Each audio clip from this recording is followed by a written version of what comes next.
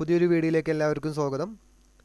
കഴിഞ്ഞ ക്ലാസ്സിൽ നമ്മൾ ക്രോപ്പ് ടൂളിനെ കുറിച്ചായിരുന്നു പഠിച്ചിട്ടുണ്ടായിരുന്നത്. ഇനി നമ്മൾ പഠിക്കാൻ വേണ്ടി പോകുന്നത് റീടച്ചിങ് എന്ന് പറയുന്ന സെക്ഷനാണ്. കഴിഞ്ഞ സെക്ഷൻ നമ്മൾ സെലക്ഷൻ ടൂൾസ് ആയിരുന്നു കംപ്ലീറ്റ് ചെയ്തത്. ഇന്ന് മുതൽ നമ്മൾ പഠിക്കുന്ന ടൂൾസിൻ്റെ സെക്ഷൻ എന്ന് പറയുന്നത് റീടച്ചിങ് ആണ്.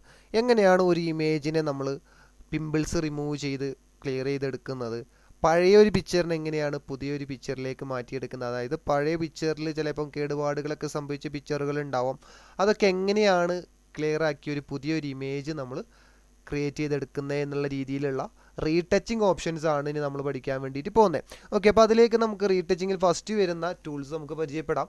ഹീലിംഗ് ബ്രഷ് ടൂൾ എന്ന് പറയുന്ന, ഓക്കെ, ഇതിൽ ആദ്യം വരുന്ന ടൂൾ എന്ന് പറയുന്നത് സ്പോട്ട് ഹീലിംഗ് ബ്രഷ് ടൂളാണ്. Okay, spot healing brush tool. അപ്പോൾ അത് ചെയ്യാൻ വേണ്ടി നമ്മളൊരു ഇമേജ് എടുത്തു, ഇതിലേക്ക് വലിച്ചിടുന്നു. എൻ്റെ ഒരു ഇമേജ് തന്നെയാണ് എടുക്കുന്നത്.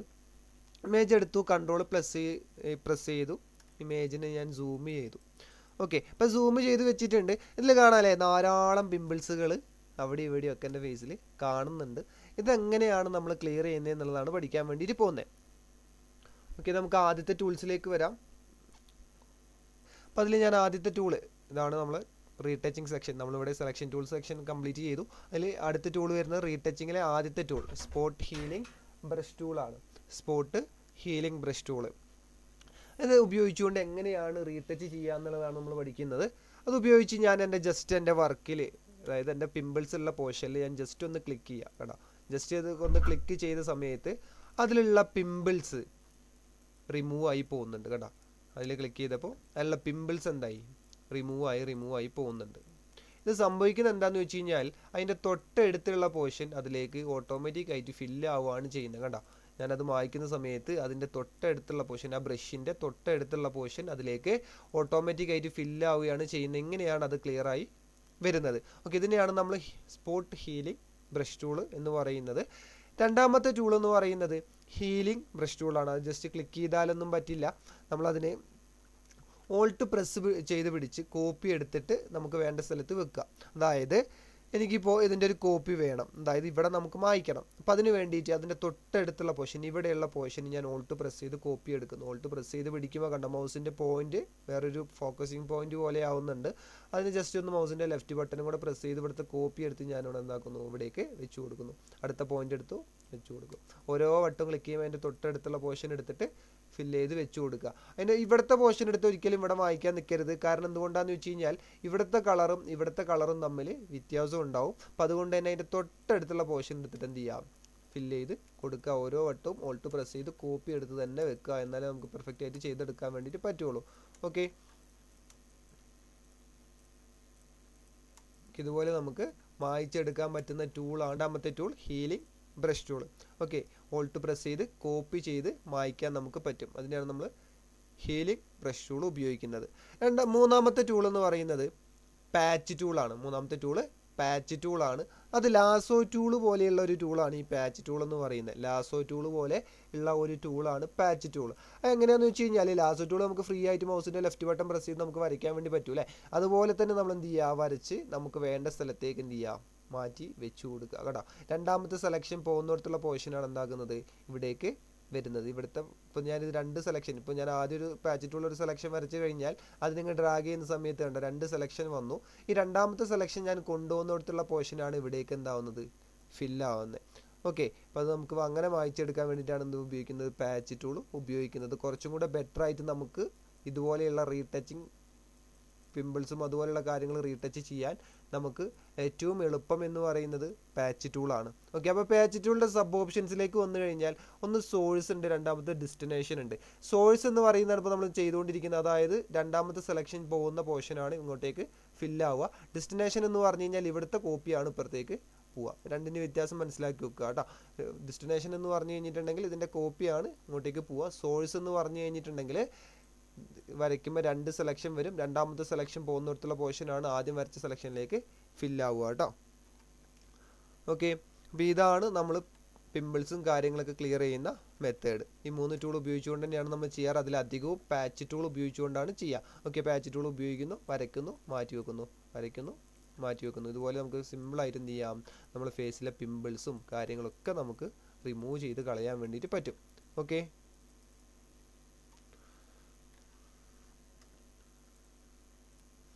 ഇനി അടുത്ത ടൂള് ബ്രഷ് ടൂളാണ്. ബ്രഷ് ടൂൾ നമുക്ക് ബ്രഷ് ചെയ്യാൻ വേണ്ടി നമ്മൾ ഉപയോഗിക്കുന്ന ഒരു ടൂളാണ് ബ്രഷ് ടൂൾ. നമുക്ക് വർക്കും കാര്യങ്ങളൊക്കെ എന്ത് ചെയ്യാം, ഒരു സീനറി ഒക്കെ ബ്രഷ് ചെയ്തെടുക്കാൻ വേണ്ടിയിട്ട് പറ്റും. അപ്പോൾ അതിന് ഞാൻ കാണിച്ചു തരാൻ വേണ്ടി ഞാനൊരു പേപ്പർ എടുക്കുന്നു. ഇൻ്റർനാഷണൽ പേപ്പറിൽ A4 A3 ഏതെങ്കിലും ഞാനൊരു പേപ്പർ എടുക്കുന്നു.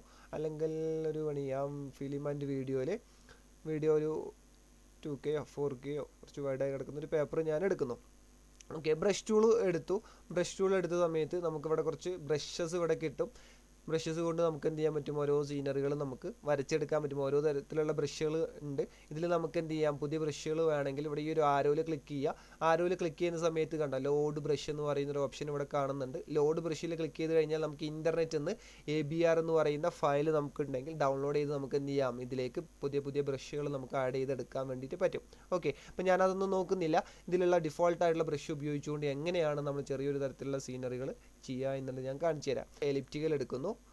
എലിപ്റ്റിക്കൽ എടുത്തു. ഞാനൊരു ഷേപ്പ് അവിടെ വരച്ചു. അതിലേക്ക് ഫോർഗ്രൗണ്ട് കളറായ ബ്ലാക്ക് കളർ ഞാൻ അവിടെ ഫില്ല് ചെയ്തു.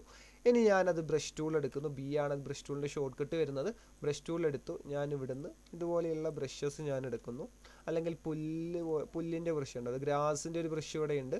ഈ ഗ്രാസിൻ്റെ ബ്രഷ് ഞാൻ എന്താക്കുന്നു, എടുക്കുന്നു. ബ്രഷ് വന്നു, ജസ്റ്റ് എന്ത് ചെയ്യുന്നു, ന്യൂ ലെയർ ക്രിയേറ്റ് ചെയ്യുന്നു. എന്നിട്ട് ഫോർഗ്രൗണ്ട് കളറും ബാക്ക്ഗ്രൗണ്ട് കളറും ബ്ലാക്ക് ആക്കുന്നു. ഫോർഗ്രൗണ്ട് കളറും ബാക്ക്ഗ്രൗണ്ട് കളറും ബ്ലാക്ക് ആക്കുന്നു. എന്നിട്ട് ഞാനതിനെ ജസ്റ്റ് ഇതിൻ്റെ വർക്കിൻ്റെ മേലെ കൂടെ ഇങ്ങനെ വരച്ചു കൊടുക്കുന്നു.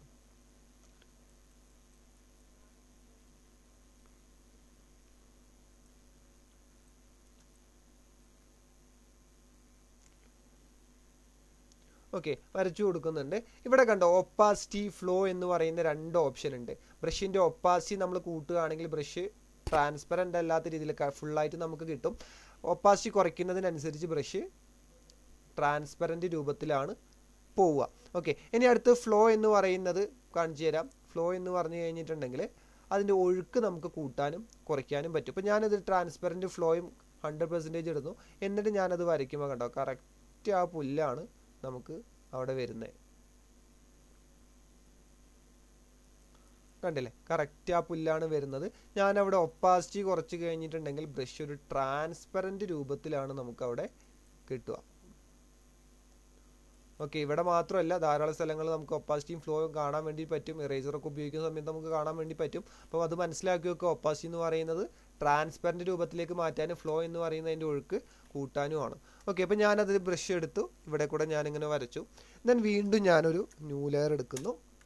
ന്യൂ ലെയർ എടുത്ത് ഞാനൊരു റെക്റ്റാങ്കിൾ എടുക്കുന്നു. റെക്റ്റാങ്കിൾ എടുത്ത് ന്യൂ ലെയർ റെക്റ്റാങ്കിൾ എടുത്തു. എന്നിട്ട് ഞാൻ അതിലേക്ക് വീണ്ടും ബ്ലാക്ക് കളർ കൊടുത്തു. ഓക്കെ, ബ്ലാക്ക് കളർ കൊടുത്തു. ഞാൻ Ctrl+T അടിച്ചു. കഴിഞ്ഞ ക്ലാസ്സിലൊക്കെ നമ്മൾ പഠിച്ചതുപോലെ വാർപ്പ് ഓപ്ഷൻ എടുത്ത് ജസ്റ്റ് ഒരു മരത്തിൻ്റെ ഒക്കെ പോലെ ഞാനത് മാറ്റിയെടുക്കുന്നു.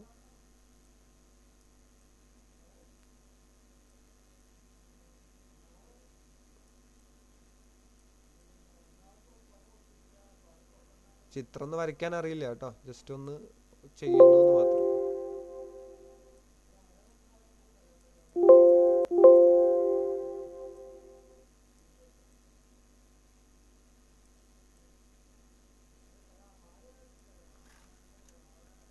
ഓക്കെ, വീണ്ടും ന്യൂ ലെയർ ക്രിയേറ്റ് ചെയ്യും. നമ്മൾ ലെയർ ക്രിയേറ്റ് ചെയ്ത് തന്നെ വരയ്ക്കുക. കാരണം ആ ലെയറിന് നമുക്ക് എന്തെങ്കിലും ഒരു അഡ്ജസ്റ്റ്മെൻറ്റ് നടത്തണമെങ്കിൽ മസ്റ്റായിട്ട് നമുക്കതിന് ലെയർ വേണം. ഒറ്റ ലെയർ ആണെങ്കിൽ നമുക്ക് ഇതെല്ലാം കൂടെ പണിയാവും. ഓക്കെ, ഞാൻ വീണ്ടും ഈ ബ്രഷിനെ ഒപ്പാസിറ്റി കൂട്ടിയിടുക കേട്ടോ. ഒപ്പാസിറ്റി കൂട്ടിയിട്ടിട്ട് ചെയ്യുമ്പോഴാണ് നമുക്ക് ആ ഒരു ഫീൽ നമുക്ക് ചെയ്യാൻ വേണ്ടിയിട്ട് പറ്റുക. ഓക്കെ, ഈ ഒരു ബ്രഷല്ല, നമുക്കൊരു മരത്തിൻ്റെ ഒരു ഇലകളൊക്കെ കിട്ടുന്ന തരത്തിലുള്ള ബ്രഷുകൾ ഇവിടെ ഉണ്ടാവും. അതൊക്കെ ജസ്റ്റ് ഒന്ന് നോക്കുക. എന്നിട്ട് അതിനനുസരിച്ചെടുത്ത് ബ്രഷ് ചെയ്യുക.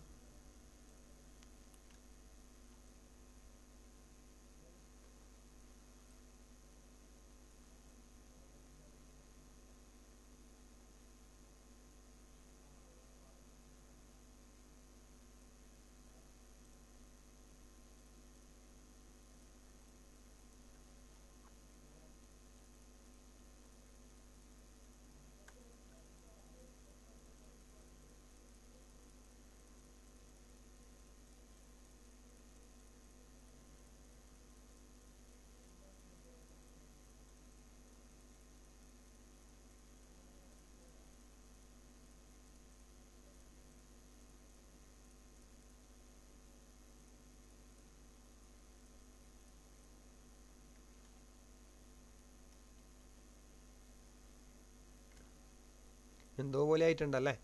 ഓക്കെ, നിങ്ങൾ ഐഡിയക്ക് ചെയ്യുക. കാരണം നമ്മൾ ഇതുപോലെയുള്ള സീനറികളൊന്നും വരയ്ക്കാറില്ല അധികമൊന്നും. നിങ്ങളെ ഐഡിയക്ക് അനുസരിച്ച് കാര്യങ്ങളൊക്കെ വർക്കൗട്ട് ചെയ്യുകയാണെങ്കിൽ കുറച്ചും കൂടി ഒരു നല്ലൊരു ഡിസൈൻ നമുക്ക് ചെയ്തെടുക്കാൻ വേണ്ടിയിട്ട് പറ്റും. ഓക്കെ, അപ്പോൾ ബ്രഷ് ടൂൾ എന്ന് പറയുന്നത് വളരെ സിമ്പിളാണ്. അതിൻ്റെ ഒപ്പാസിറ്റി എന്ന് പറയുന്നത്, ഒപ്പാസിറ്റി കുറയ്ക്കുന്ന സമയത്ത് ബ്രഷ് ട്രാൻസ്പെറൻറ്റ് രൂപത്തിലേക്കും ഫ്ലോ എന്ന് പറയുമ്പോൾ അതിൻ്റെ ഒഴുക്ക് കൂടുകയാണ് ചെയ്യുക. അപ്പോൾ അതിനനുസരിച്ച് എന്ത് ചെയ്യുക, ബ്രഷ് ഇട്ടിട്ട് നിങ്ങൾ വർക്കൗട്ട് ചെയ്യുക. ഓക്കെ, ഇനി അടുത്തത് പെൻസിൽ ടൂളാണ്. പെൻസിൽ എന്ന് പറയുന്നത് നമുക്ക് ബ്രഷ് ടൂൾ പോലെയുള്ള ഒരു ടൂൾ തന്നെയാണ് പെൻസിൽ. പെൻസിൽ ടൂൾ എടുത്തു കഴിഞ്ഞിട്ടുണ്ടെങ്കിൽ നമുക്കതിന് ഒപ്പാസിറ്റി മാത്രമേ ഉണ്ടാവുള്ളൂ. ഫ്ലോ എന്ന് പറയുന്ന ഒരു ഓപ്ഷൻ നമുക്ക് ഉണ്ടാവില്ല. അതിനവിടെ നമുക്ക് ബ്രഷ് ചെയ്ത് വേണമെങ്കിലും എടുക്കാം. എന്നിട്ട് നമുക്ക് പെൻസിൽ ചെയ്യുന്ന പോലെ തന്നെ എന്ത് ചെയ്യാം, ജസ്റ്റ് പെൻസിൽ ചെയ്ത് നമുക്ക് എടുക്കാൻ വേണ്ടിയിട്ട് പറ്റും. ഓക്കെ, ഇനി അടുത്ത ടൂൾ എന്ന് പറയുന്നത് കളർ റീപ്ലേസ്മെൻറ്റ് ടൂളാണ്. കളർ റീപ്ലേസ്മെൻറ്റ് ടൂൾ ഒരു കളറിനെ റീപ്ലേസ് ചെയ്ത് അവിടെ വേറൊരു കളർ പ്ലേസ് ചെയ്യാൻ ഉപയോഗിക്കുന്ന ഒരു ടൂളാണ് കളർ റീപ്ലേസ്മെൻറ്റ് ടൂൾ. അതെങ്ങനെയാണെന്നുള്ളത് കാണിച്ചു തരാം.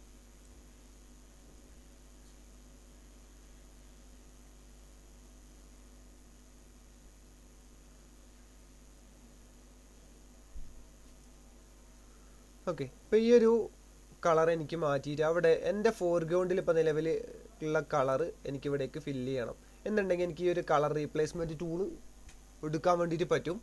അതിന് ആ ടൂൾ എടുത്തു, ജസ്റ്റ് കണ്ടോ ഇതിലൊന്ന് ക്ലിക്ക് ചെയ്ത് വരയ്ക്കുവാണെങ്കിൽ എൻ്റെ ഫോർഗ്രൗണ്ടിലുള്ള കളർ എൻ്റെ ആ ഒരു കളറിലേക്ക് എൻ്റെ ഒരു ബാക്ക്ഗ്രൗണ്ടിലേക്ക് വരുന്നുണ്ട്. ഇങ്ങനെ നമുക്കതിനെ മാറ്റി നമുക്കൊരു കളറ് ഉണ്ടാക്കിയെടുക്കാൻ വേണ്ടിയിട്ട് പറ്റും. ഒരു കളറ് നമുക്ക് റിമൂവ് ചെയ്ത് അവിടെ വേറൊരു കളറ് പ്ലേസ് ചെയ്യാൻ നമ്മൾ ഉപയോഗിക്കുന്ന ഒരു ഓപ്ഷനാണ് colour replacement tool. Colour replacement tool ഇതൊന്നും നമ്മളങ്ങനെ ഉപയോഗിക്കാറില്ല. ജസ്റ്റ് ഒന്ന് മനസ്സിലാക്കി വെക്കുക.